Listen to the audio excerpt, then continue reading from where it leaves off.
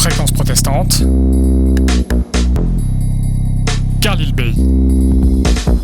Bonjour à tous et toutes, c'est la fin d'un faux suspense. La première ministre a annoncé qu'elle recourait au 49.3 pour faire adopter sa réforme de retraite. Il faut préciser que un test avait été adopté hier en commission mixte paritaire. Le Sénat avait donné son aval ce jeudi matin au Palais du Luxembourg.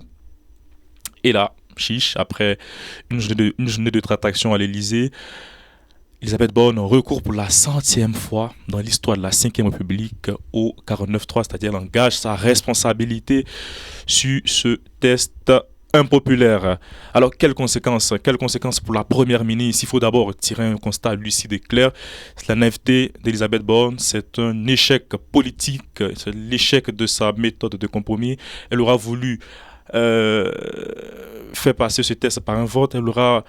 Elle espérait, obtenir la voix de chaque député jusqu'à la fin, jusqu'à la dernière minute, le mardi, lors de la séance de questions au gouvernement. Elle aurait affirmé: nous avons une majorité. Et le porte-parole du gouvernement, ce mercredi, après le Conseil des ministres, écartait toute piste de 49.3.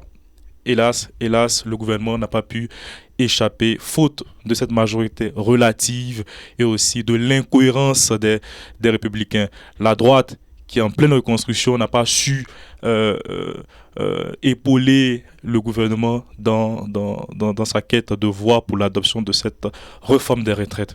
Alors, il faudra tirer les leçons pour la première ministre, qui sera, c'est clair, et les oppositions l'ont annoncé, qui fera l'objet de nombreuses motions de censure.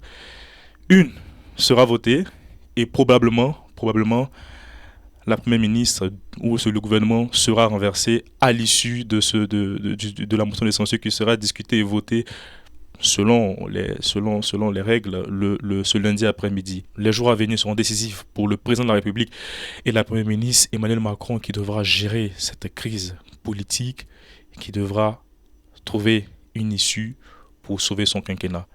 Elisabeth Borne voit son poste de premier ministre très très fragilisé à l'issue de cette séquence en retraite. Fréquence protestante.